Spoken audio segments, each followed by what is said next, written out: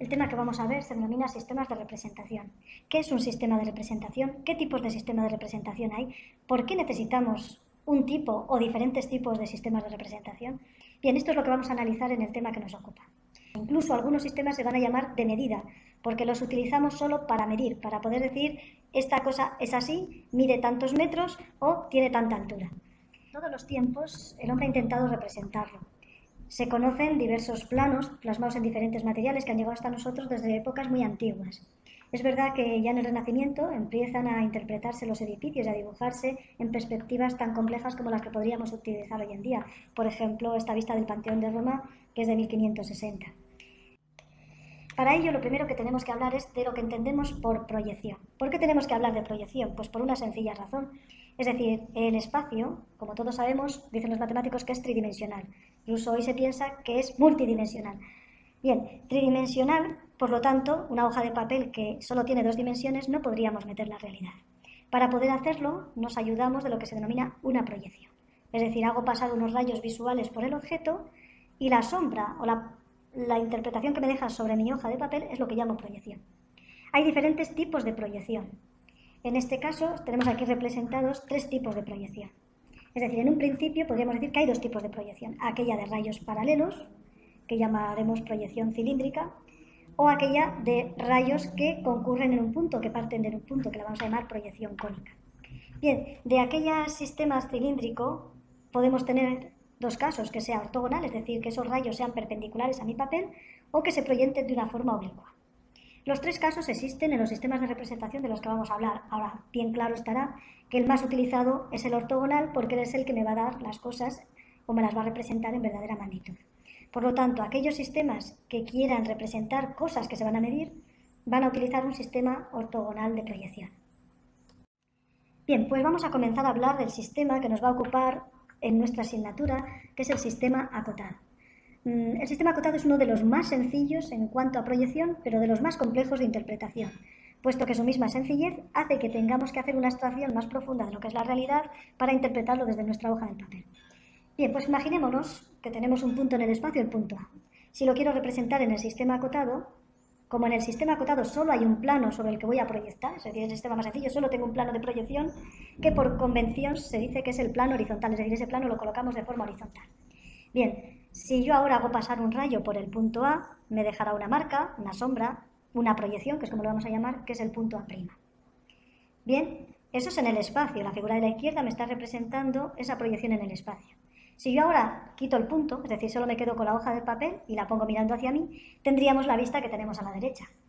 Es decir, solo veo un punto reflejado ahí con un circulito en el que pone el nombre del punto y entre paréntesis aparece un numerito.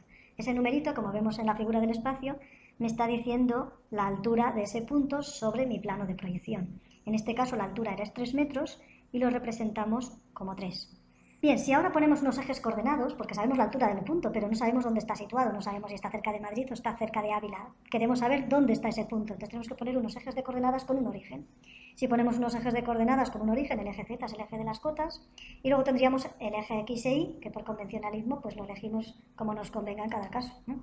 Entonces, si este es el eje X, este es el eje Y, y tendríamos situado con su abscisa y su ordenada el punto en el espacio, y además sabríamos la altura que tiene por el número que le acompaña. Ese número hemos dicho que se llama cota, por eso a este sistema se le llama sistema acotado.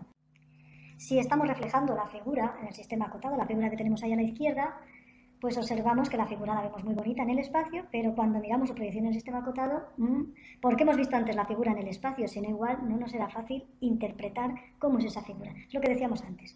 El sistema acotado es un sistema muy sencillo de representación, pero complejo de interpretación. Como vemos, se complica bastante porque en un mismo punto tenemos diferentes cotas. Bien, pues este sistema acotado se utiliza para representar sobre todo terrenos.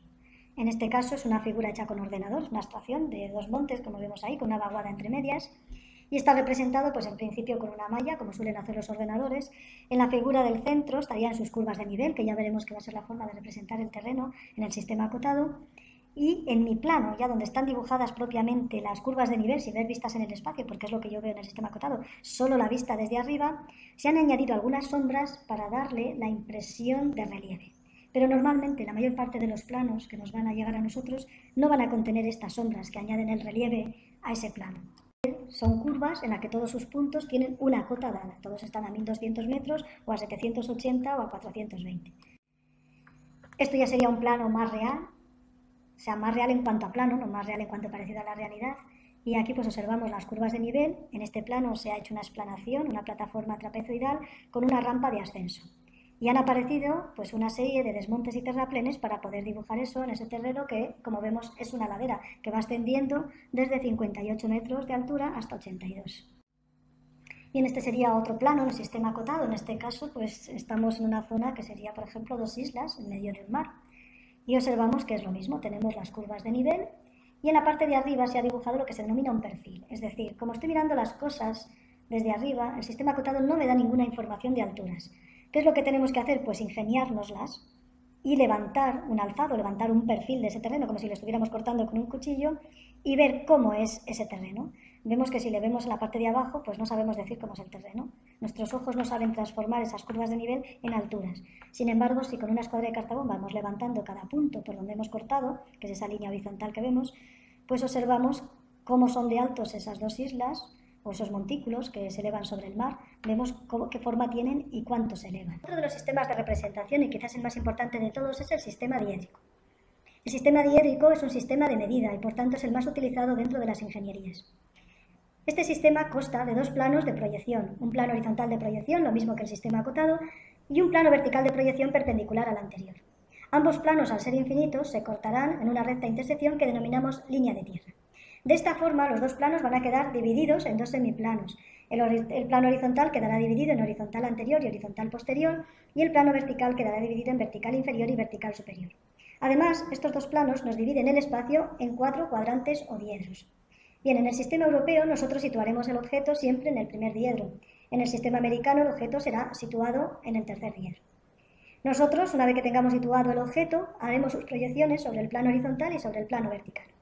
Bien, pero entonces, si tengo dos planos diferentes, uno horizontal y otro vertical, ¿cómo es que puedo meter las proyecciones en mi hoja de papel que solo tiene dos dimensiones?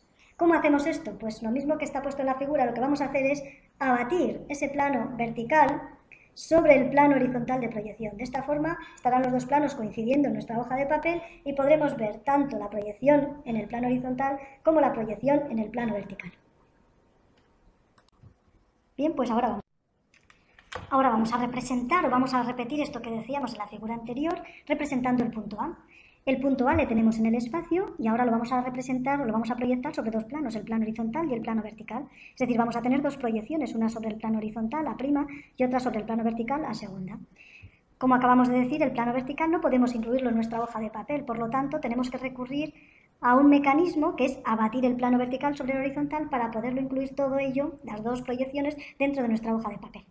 Bien, allá lo tenemos en la figura de la derecha y ahí observamos que tenemos las dos proyecciones, la prima en el plano horizontal y la segunda en el plano vertical.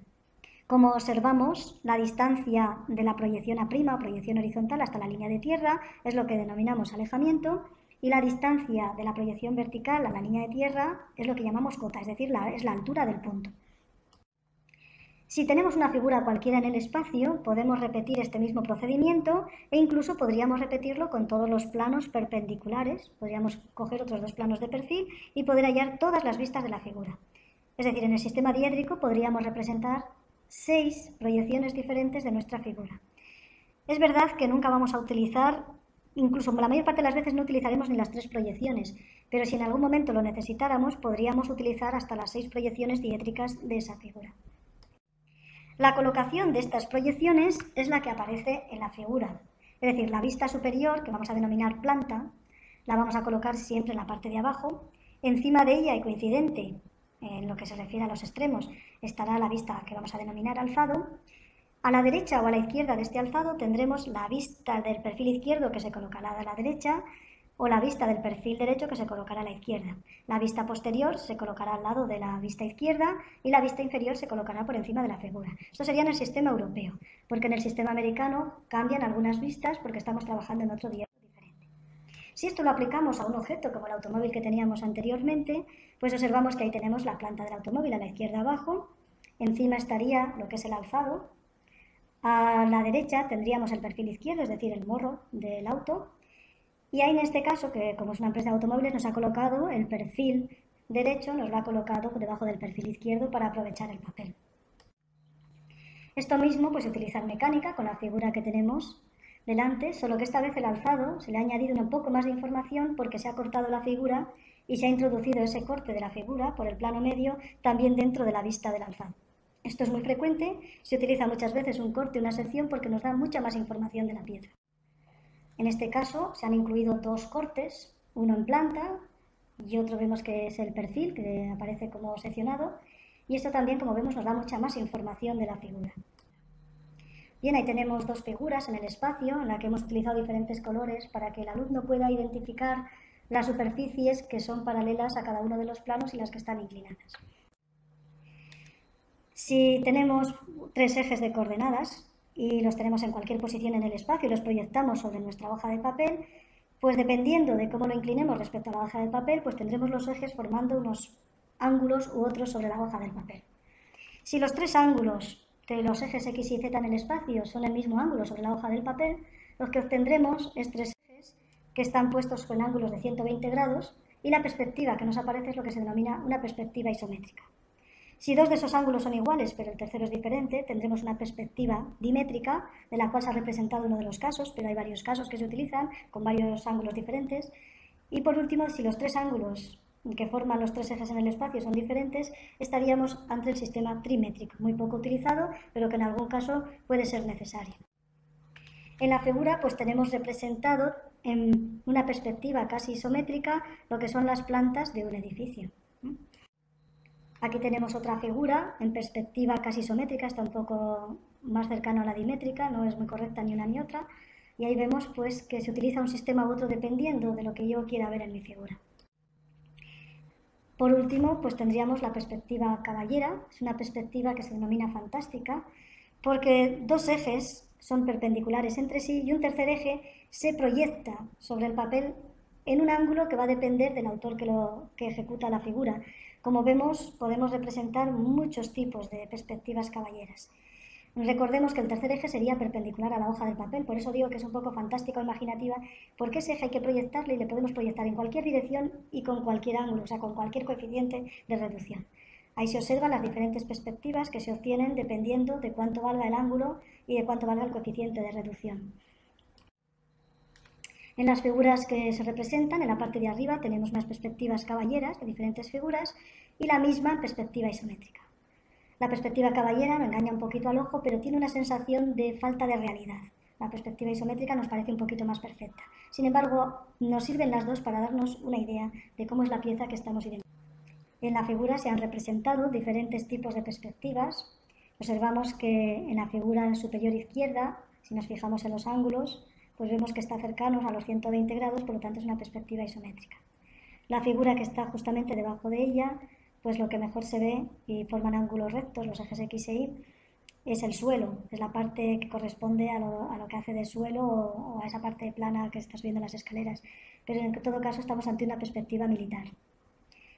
La perspectiva que tenemos en la parte superior derecha, observamos que si trazamos los ejes son ejes a 120 grados, es también una isométrica, y las dos perspectivas por debajo de ella, pues claramente son dos perspectivas caballera, en que los ejes son perpendiculares entre sí, el eje Y y el eje Z. Lo mismo que anteriormente, si observamos la figura superior izquierda, pues vemos que lo que mejor se ve es el suelo, es decir, es una perspectiva militar. La que se está justo debajo de ella sería una perspectiva isométrica. La figura en amarillo es una perspectiva isométrica de una figura que, valga la redundancia, es muy simétrica, con lo cual lo más acertado para ver esta figura sin que nos engañe el ojo sería no representarla en isométrica, sino en cualquier otra perspectiva. Y luego las figuras que tenemos a la derecha, pues observamos que la superior derecha es una caballera y la inferior pues es una isométrica. Si seguimos analizando, pues vemos que las dos figuras de la izquierda son isométricas, las dos centrales son caballeras y ese dibujo pues es una perspectiva militar porque queda verdaderamente ortogonal lo que representa el suelo, la planta, y vemos el eje vertical con una inclinación, es decir, es una perspectiva militar. Y ya pasaríamos a un tipo de perspectiva que es la más realista de todas, porque es la que da nuestros objetivos fotográficos y la más cercana a lo que ve el ojo del hombre. En este caso es una fotografía de un camino en el que observamos que confluyen esos límites del camino, parece que vienen a unirse ahí en esa línea del horizonte. ahí en el fondo, parece que parten de ahí todas las rectas, parten de ese punto. Esto es una perspectiva cónica y en este caso se denomina una cónica de un solo punto de fuga, porque todas las líneas vienen de ese punto. Cuando hablaba de proyecciones, decíamos que había proyecciones que eran ortogonales, de rayos paralelos entre sí, proyecciones oblicuas, que eran rayos paralelos entre sí, pero no eran perpendiculares a la hoja de proyección, y que había otro que eran rayos que eran confluyentes en un punto. Estamos ante el caso de la perspectiva cónica, y este es el caso. Vemos como si todas nuestras líneas confluyeran en ese punto de esta línea, que se denomina línea del horizonte. Esta otra figura nos muestra lo mismo. Estos surcos, todos parece que van a morir a un punto que está también sobre la línea del horizonte. En este caso de esta carretera observamos lo mismo, vemos que todas las líneas, tanto las del suelo como las copas de nuestros árboles, confluyen en un punto que está ahí en el centro sobre nuestra línea del horizonte.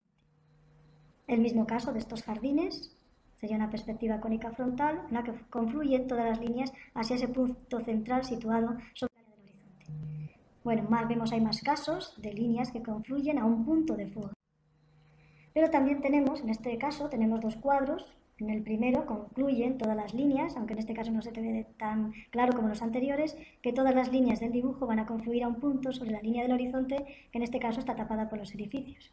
Sin embargo, en esta otra figura de la izquierda observamos que hay dos puntos de fuga. Todas las rectas de un lado del edificio confluyen a un punto de fuga que estaría por la parte izquierda del cuadro, y las de la derecha confluyen a un punto de fuga que estaría en la parte derecha del cuadro.